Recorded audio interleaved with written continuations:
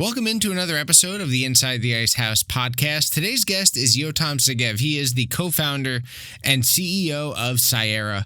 Yotam, thanks so much for joining us inside the Ice House. Happy to have you here. Thank you for having me, Lance. So earlier this year, Cyera announced a $400 million Series F, which sets the company's valuation at $9 billion. First and foremost, congratulations on that success. Thank you. And when that kind of capital comes in, right, it could really open up, I think, a set of new possibilities. So to start our conversation on this such funding, how are you really thinking about putting it to work, right? What does a capital allocation strategy look like now moving forward? I think that in the space we play, the challenge that our customers are dealing with is immense. And while Cyera today is able to deliver tremendous value for them, we're not yet at a place where we can solve the entire challenge the way we'd like. So when we're looking at this capital infusion, we see it as an opportunity to really invest in our product, invest in our platform, and move from a position of a value creator, a tool within their toolkit, into a solution to one of their key business problems and key business challenges.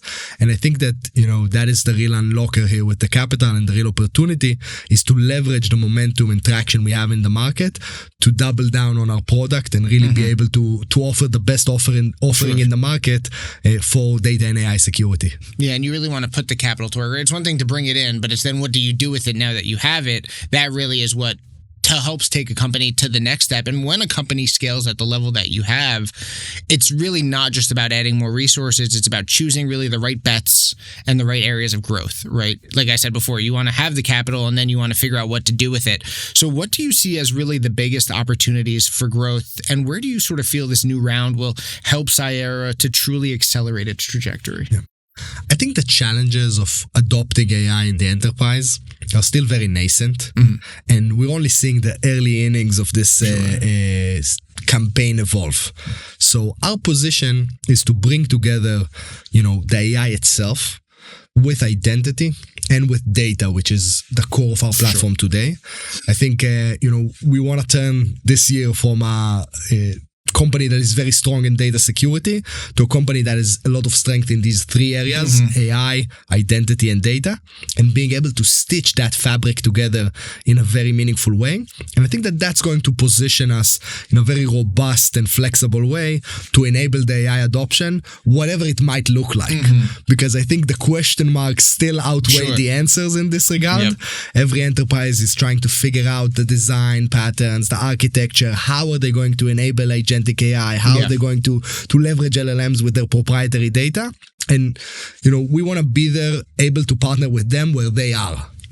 And so you bring up, right, like where AI is going. And I think there are so many more questions than answers still at this point, right? Like what does the future look like? Not just, 5 to 10 years from now, but next year, next month, right? Over the next week, right? What does the future of AI look like? And a friend of mine said to me actually on this podcast, he made a good point. He said, AI is the worst it's ever been right now, right? It will only continue to get better. So with that being said, with the fact that it will only continue to grow, things will only continue to change and evolve. Do you have any insights or any ideas as to where it might be going? Like, where do you see this technology that is old, although sort of saw this boom maybe back in 2022, right? Like, where do you see it going? In your opinion, where is AI's future? Yeah, I think that, the LLMs itself, what you might draw a parallel to the brain, is quite powerful today, and they will get better and they will continue to improve. But I think that we're already seeing that there's some exceptional capability there that we really haven't seen before in previous waves of technology. But that brain today is a bit detached from a body. Right? It doesn't necessarily have the right arms, legs, strength to go and actually make an impact, execute in the world. And especially when I look at the enterprise space, I think that the amount of work it takes to get AI into production, to actually turn AI into something that is more of a, let's call it a foundation and not a nice add-on. Okay. It takes tremendous work from the enterprise today. A lot of that work has to do with the security and compliance requirements that are non-trivial. A lot of that work has to do with the integration capabilities. How do we actually connect it into the environment? How do we get our data ready for AI usage?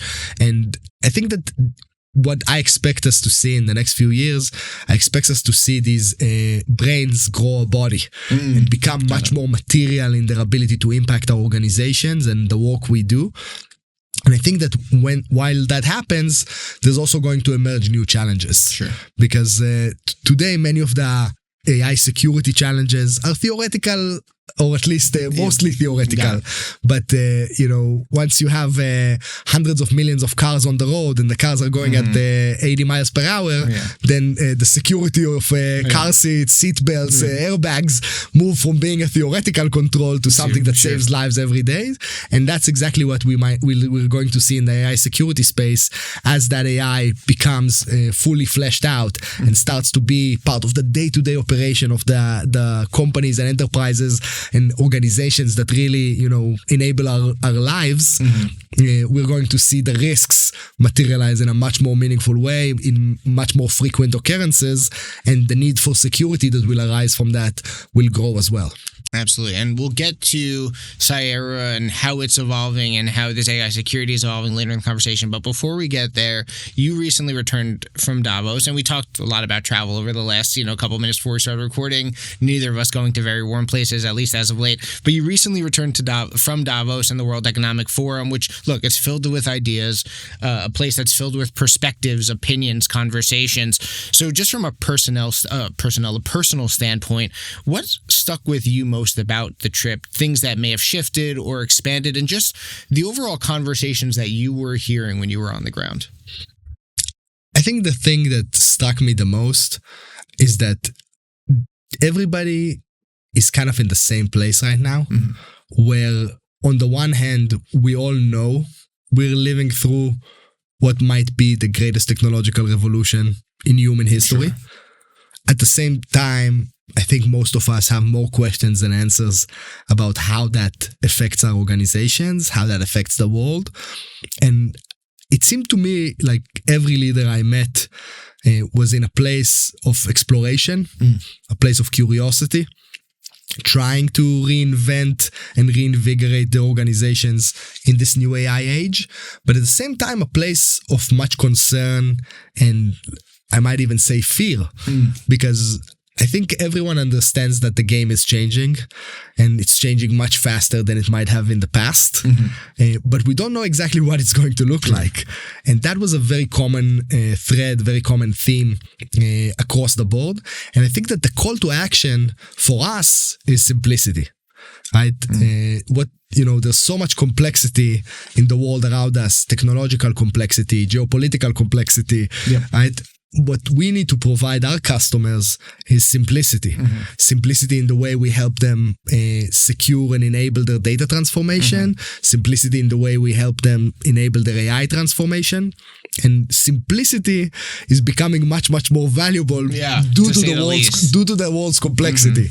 And I think that was, for me, my biggest takeaway from Davos is really hearing these, CEOs and world leaders talk about AI and look for that simple answer to be able to focus their attention on something that can provide an end-to-end solution.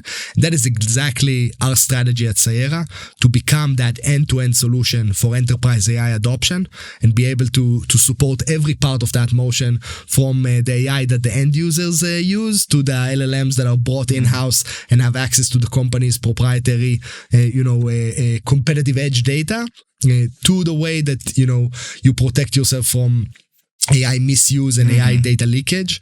And I think that simplicity, being a one-stop shop, being a full platform, full solution, is what I heard these leaders asking for.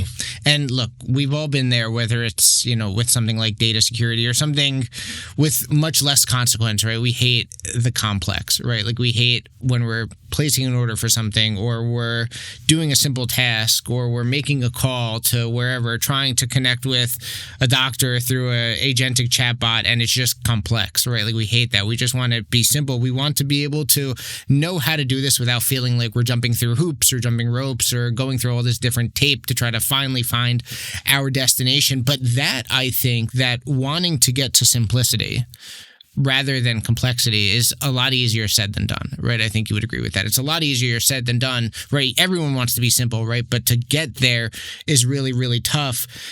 And now I know Cyera, we talked about the valuation earlier and the recent funding, but it's continued to grow. When you first started, was that simplicity always the goal? Was that something that you always had in mind, that whatever you were going to build, you wanted it to be simple so that customers could use it and feel confident using it?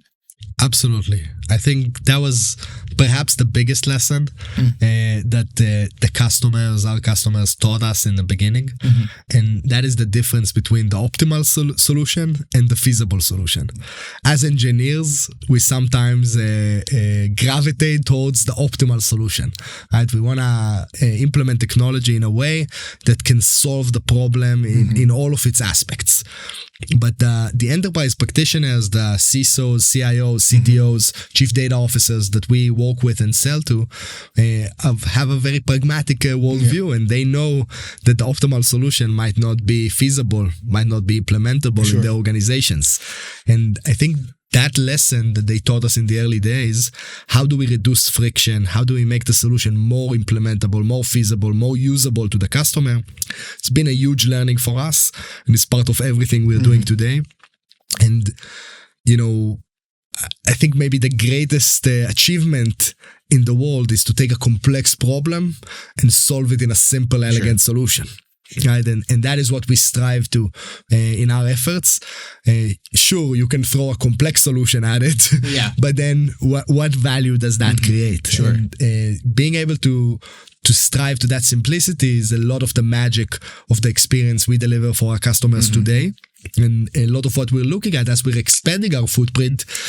Growing the problem, right? If yesterday we solved a problem that was this size, tomorrow I want to solve a problem that's this size, and in a year from now I want to solve a problem that's this size. And they're just going to keep getting bigger. And keep doing it in a simple fashion, right? If you lose the simplicity, you lost the magic. Yep, absolutely. And like you said, right, like you want it to be simple because you might have a complex solution, but to your point, right, if a company can't implement that complex solution, then what's the point of even having the complex solution in the first place? And so I want to go back to Cyera's beginning, because you're sitting there with your co-founder, Tamar. You guys are figuring out what Cyera is going to look like in the future in 2026, where we sit now. Was the vision always the same? Was it always we want to solve X problem, we want to make it simple? Or did the vision take on a number of different transformations over the course of, where we sit today in February of 2026? I think that at the pace that Cyera is growing and amassing traction in the market, the vision is always has to be, several steps ahead. So the vision has grown immensely over the past 5 years, and it continues to grow, right? I think if you would have asked me a year ago, our scope would have been more limited than it is today, because I think that vision is perhaps the most important way to align thousands of people around the mission. Right? If you want to have thousands of people rowing in the same direction, all of the Cyera employees, and to a degree our customers and partners as well, you have to give them a North Star. You have to give them a shining city on the hill that everybody can look to, and everybody can make sure that we're all rowing in the same direction. I think that one of the challenges of companies as they grow is that lack of alignment that sometimes arises, the politics. And I always joke that I want to have a very, very clear vision that everybody can look to. And I want to make sure that the goals are so ambitious that nobody has time to take their eyes off the goals and start to find, all the reasons why things are challenging, or, why the politicking. Keep everybody aligned on the goal and keep everybody in a very intense motion to get there. And I think that creates an extremely compelling opportunity for people. And so I want to pivot the conversation now to just your personal journey. And you served in Unit 8200 of the Israel Defense Force, an elite cyber unit within the IDF. What did you just learn about not only cyber, but security overall, pressure, teamwork, innovation that still really shows up in your leadership and helps you as you now lead Cyera? That's a wonderful question. I think the experiences in the military service have definitely been some of the more formative experiences of my life. And to a degree, I think that the same message that I just shared has been really relevant for us, for me at least, in my military service. And that is when you have a clear goal, you can get there much faster than anyone would imagine. Right? Like when you know what you want to accomplish, what you want to achieve, it's sometimes surprising how quickly you can actually achieve it, despite the fact that, when you're at square zero, at point zero, you have nothing. Right? Like you don't have the right talent, you don't have the right technology, you don't have the right skill set. Everything looks so far away. It looks so far away, but if you have clarity of goal, clarity of purpose, the ability to achieve it and achieve it in a very short time frame is immense. And I think that was an exercise that I had several opportunities throughout my military service to undergo, where, the realities of the world put a challenge in front of us that we had no clue how to tackle with the capabilities and tool sets that were available to us. And 4 months later, we managed to conquer that goal and find a solution to that problem and implement it, because that was what was needed. Right? Like the urgency, the need was the primary driver, and we had to be very creative and flexible and competent in order to overcome the call to action. Now, not everyone goes from military cyber operations to building one of the fastest growing data security companies today. Away from Cyera, just what drew you into entrepreneurship, right? Was there a specific moment when you kind of realized, I need to build something and ignore whatever the problem you thought might have been around? What just got you into, I need to build something to solve problems, right? Like what got you into, I want to be my own boss. I want to create something that really makes a difference. Yeah. So I think there were 2 elements for me that were incredible. I think the first element was the partnership. So Tamar and Jonathan, who were my co-founders, and started the company with them. The opportunity to work with them was something that I couldn't pass up, and I think that says a lot about the culture of Cyera today as well. We're very, very ambitious and we have incredible goals in front of us, but it's something that I always like to remind everybody is that we have to enjoy the journey. Because, once we get there, there's not going to be some cathartic moment where we're like, okay, we got there, now we can be happy.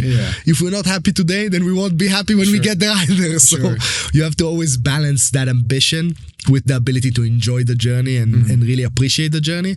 I think that the opportunity to work with people that I admired and I held in the highest regard, and I knew, will always have my back and will always support me, that was something huge for me, and that was the biggest catalyst, to starting the company. I think that from an entrepreneurial standpoint, Israel is very entrepreneurial, and it's almost impossible to do something at this type of scale in Israel, not through entrepreneurship, right? Since we don't have the big companies that America has, we don't have opportunities at the size and scale that some other countries might provide. If you want to do something huge, entrepreneurship was pretty much the only option open to us, and we definitely wanted to. We wanted to do something that can scale to the international level and be a first class company at the world stage. And so I want to go back to, in one of your previous answers, you talked about setting a common goal for everyone that people can really look towards, so that they really stay on task. And especially as you scale and as the size of your company and the number of your employees only grows, right? Like it's more important than ever to keep everyone, whether they've been with the company since the beginning or are in day one, right? They need to be glued to that common goal, that common mission. How do you really create that environment, though, where employees, they feel empowered, they feel supported, they feel trusted, so that they can tackle the challenge at hand? That does require really creativity, that high performance, that urgency, that sometimes requires that pressure, right? How do you make sure everyone stays aligned with the company growing at the scale that yours is? I think for us, maybe the biggest enabler to that is to embrace failure. And failure is a word that has so many connotations for people. right? Some people say it or just think about it and they get shivers throughout their body. But I think failure is maybe the greatest growth catalyst. But is it a fail fast type of mentality? Like, do you want to fail fast? Failing fast is much better than failing slow. True. But I think in general, the ability within the workplace to say, I tried and I failed, and this is what I learned from it. This is what I didn't like about the way things happened. This is what I didn't like about the way I handled things or the choices I made, and this is what I learned from them. So the ability to do that cycle, which sounds so trivial when I say it here now, but in reality, in how many organizations do people feel empowered to call out their own shortcomings and their own failures? And I think that is such a core part of the Cyera learning culture, is the ability to understand where did we go wrong, what could we have done better as a team and as individuals, and that is always present, no matter how good things are, no matter how good things went. What can we learn? What could we have improved? How can we do better next time? And I think that attitude that permeates, I hope, for me and my co-founders personally, all the way across the organization, enables people to lean in, take chances, experiment, do things that they're not sure are going to work, but they might. And if they will, it's going to be amazing. So, you have to create a culture, you have to create a place where people really feel like they have the place to do that. And for us, I think failure is one of the biggest catalysts for growth and progress, but it's very important in my mind to be able to call it out and not to sugarcoat it, not to make it seem nicer than it was. How was it? It was okay. No, you don't want to shy away from the fact that it didn't work.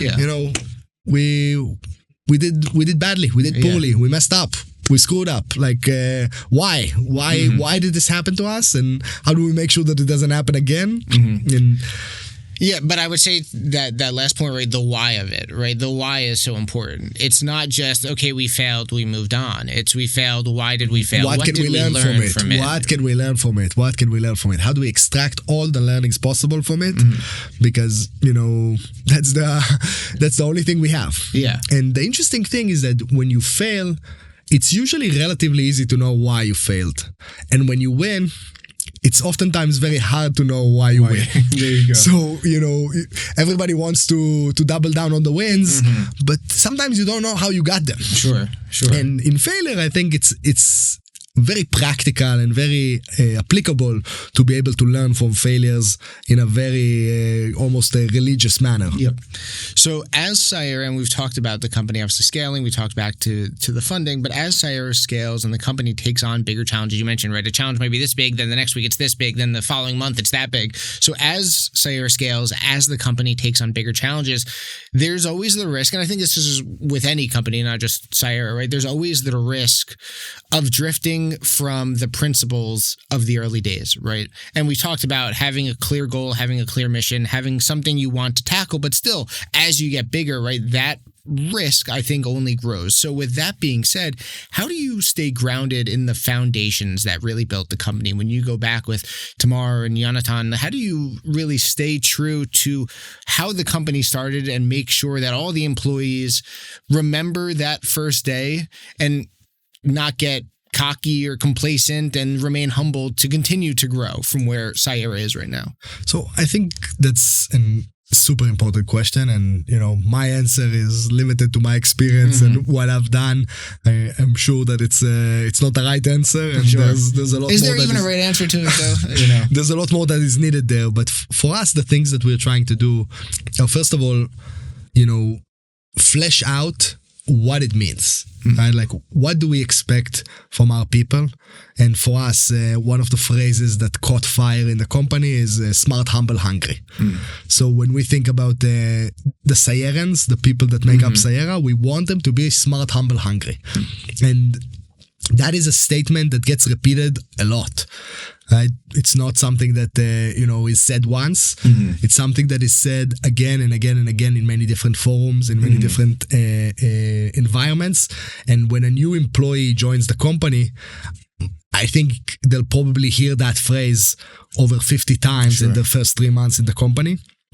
Speed is another super important word in Cyera. We call it Cyera speed. And it's something that is talked about in every part of the company's life. How fast do we respond to customers? How fast do we solve problems for them? How fast do we innovate and develop our software?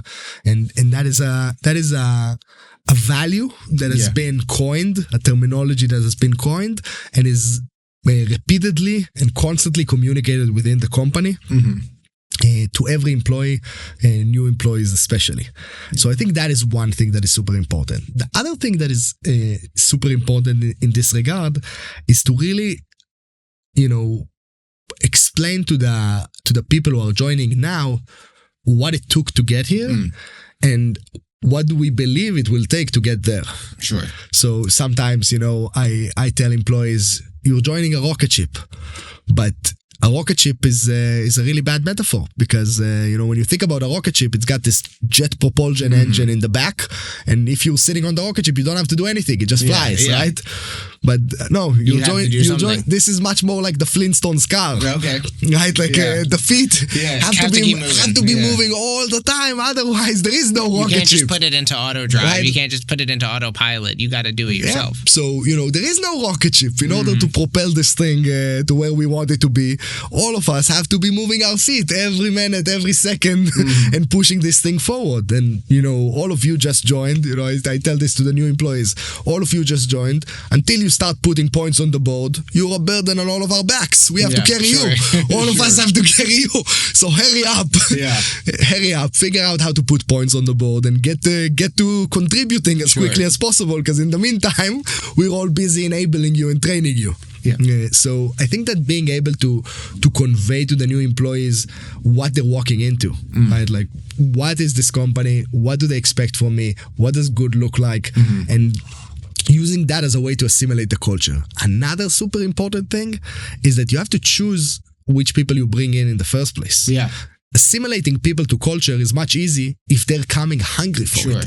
They want to assimilate. If they're that smart, hungry, humble. Yes, and they're choosing to go into a company that they know is a bit extreme. They know it's going to be very demanding. They know it's not going to be the most balanced work-life environment they've been in their lives. They know and they chose it. Like, it's much easier to get people assimilated into the culture if they want it. They want to be assimilated. If you get somebody who doesn't want it, oh my God, I thought this was a 9 to 5 and nobody's supposed to call me after 5 p.m. And, I wish. And then they realized that, they walked into a very different place and a very different ecosystem. And that's also a super important part. No, bringing in the right talent, I think, makes, as you said, things a lot easier. When you can assimilate the right talent that wants to be there, I think that makes it a lot easier than trying to assimilate the talent that maybe has sort of the wrong idea what they're coming into. And also the mindset, because, our lives aren't that short. They're not that long, but they're not that short either. And there's many chapters in life. I hope I won't work this hard my entire life. Right? It's not my hope forever and forever to work as intensely as I do now. But I think people need to choose their chapters. With open eyes. Sometimes you're in a chapter in your life where you want to be part of this like Olympic grade team, and you're willing to put what it takes in, which is a lot of sweat. And sometimes you're in a different phase in your life and you want something a little bit more balanced, and that's a-okay too. I don't think a person is this or that, but I think that we have to be very, very transparent and open with everybody who's considering joining the company about what Cyera is like. No, that makes a ton of sense. So I want to change the conversation now from that thought leadership to AI, specifically agentic, which I know we sort of touched on at the beginning of the conversation, but agentic AI, right, it has become one of the most important topics and frankly one of the most frequently just used words, right, in any business, right? Take any industry, take any business, you always hear agentic AI. Some people don't even know what it means. Some people have different definitions. I feel like you can ask 5 people what agentic AI is, you'll get 5 different answers, right? But it's something that is so prevalent today in tech and business and industry, whatever it might be. From your vantage point, how is this new class of AI systems just reshaping both the threat landscape and the capabilities that are available to companies like yours? Because just as threats are growing, so are the capabilities of stopping those threats, I would think. The metaphor that I have in mind is that, the way we did security at present was almost clumsy. Right? It's not the prettiest. Security is always a business that's on the back foot in a sense. But, it's not like we had it figured out before AI came into the scene. It was still very challenging, and we were seeing, we saw the breaches even before AI became a part of the scene. So you think about that and you say, okay, essentially the present state is that we're barely able to protect our organizations and enterprises from human attackers. And humans are flawed. They're slow. They make mistakes. And now we're, in the next few years, going to find ourselves in a situation where we're going to have to protect these organizations from agentic attackers that today might be still a little clumsy. As you said, the worst they will ever be today. But they're going to get better very fast and, in a very meaningful way over the next few years. And you think about that and the asymmetry that arises, and you're saying, okay, if we don't progress our security controls and our security processes and the way we do security very, very, very quickly, the gap that is going to open up is going to be a horrible, horrible situation to be in. And that is, in my mind, the biggest call to action today in the cybersecurity landscape is, we were on the threshold, as it were, and AI is going to put us in a very different situation very quickly. We gotta move. We gotta invest. We gotta lay better foundations in place. We gotta double down on the things that the foundations of security that scale and work. And we gotta make sure that we're not caught flat-footed when these agentic attackers start knocking on our doors every morning. And that's going to happen faster than anyone feels comfortable. Right? The attackers are not bound by any regulation or compliance. The threat actors, and they're adopting AI as quickly as possible. Whereas in the enterprise space, to bring that AI to bear in security, we have to mature it, we have to make sure that it's ready, and the cycles might be longer. And that worries me immensely, that potential gap that I see widening and widening with every day that goes by. And I think that the call to action is urgent. Because this is such a big thing, such a big revolution that we might not be able to play catch up. To your point, right? Like security of all kind, then you take cybersecurity, take AI security. It's not something that companies can afford to fall behind in, right? Like they have to continue to change and evolve their security measures to meet as the attackers are changing and evolving their own different threats. So it's not something that obviously we can afford to lapse on, right? It's not something that we can afford to push to the side. It has to be towards the top of any company, regardless of the size or the scale that they're growing at, correct? And you bring up a really good point that it's never done. Right? It's never done because the IT landscape, what you're trying to protect, is evolving and changing rapidly. The threat landscape, what the attackers are doing, is evolving and changing rapidly. If compliance and regulation are a part of it, that's also evolving and changing rapidly. So you can never get to an end state in security. And that's part of the excitement and action of it, but it's also part of the challenge because in many things we do in life, we can get to, okay, it works now. We can move on to the next thing. Like this, in cybersecurity, that just never is the case. So, Yotam, as we come closer to the conclusion of our conversation, I do want to just touch on the industry as a whole. Today, it does feel more dynamic and more complex than ever. We talked about simplicity earlier. We obviously just talked about the need for cybersecurity and AI security to match the speed at which attackers are going. What's your just overall assessment of where it stands, what organizations are getting right about it, and where there still may be blind spots that aren't necessarily getting the attention that they deserve? I think there's a few points that are worth making, and maybe the first one is another one from Davos. I met many CEOs there of large public companies, and you say, hi, what do you do? I'm in cybersecurity. And almost always the first thing they tell me is how long ago they had a breach and how bad it was. And then they almost fault me for not being there when that breach happened, right? Like, it's like, hi, 2 years ago I had a breach. It was horrible. Why weren't you there? Yeah. And what I took from that, or what I learned from that, is that many of the business leaders today still envision security as something that happens when a breach happens. But security has to be done before the breach happens. You want to be proactive. Once the breach happened, we're already in a different scenario. Now we're in an incident response world, which is, a world of its own, a whole with other many can challenges. of worms, But the business of security is reducing the risk of a breach happening and reducing the impact of a potential breach that might happen, being able to react quickly and effectively to a breach if it happens. So that has to happen before the breach. Yeah.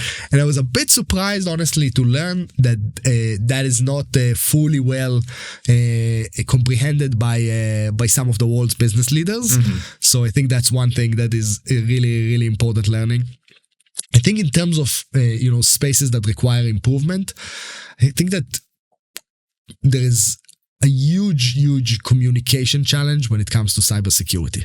The cybersecurity people live within cybersecurity. They eat, drink, and breathe cybersecurity. That's all they think about.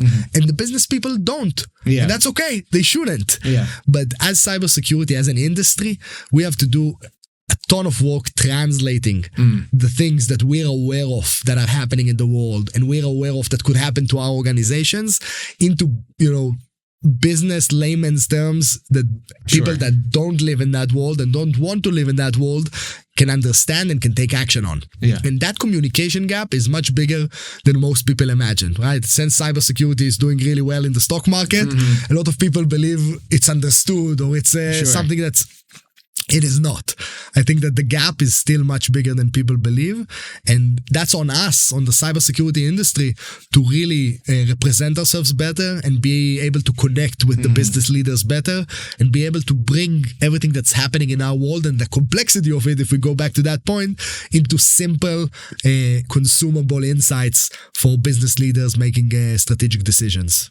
So as we wrap up our conversation, I do want to bring it back to Cyera now. What is the roadmap really for this next chapter? What could partners, innovators, your own team sort of expect from the company over the next year? And I guess, we've talked a lot over our conversation about journey, right? And about working hard now and where we were 5 years ago to where you are now. And I guess my one question too, and I know this is sort of a multi-part question, but I think the most important question I have in this is the journey ever ending, right? Like, does it ever end? Or is it just continuing to go and go and go as threats continue to go and go and go? Is there ever an end to what, you hope to do? Or do you just hope to continue to work, or not continue to work, but continue to work to solve the threats as they come? Yeah.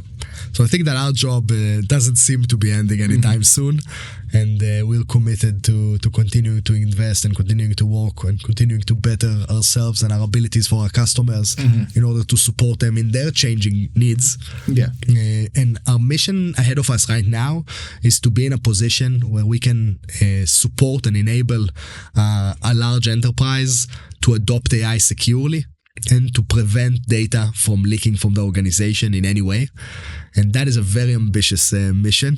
We're trying to make it sound simple, but there's enormous complexity behind it and incredible innovation that needs to happen in order to actually enable this AI revolution in a secure way and to make sure that the data that is the competitive edge of every organization today remains secure, isn't stolen, isn't leaked, doesn't end up in the wrong places, whether that's due to human behavior or agentic behavior.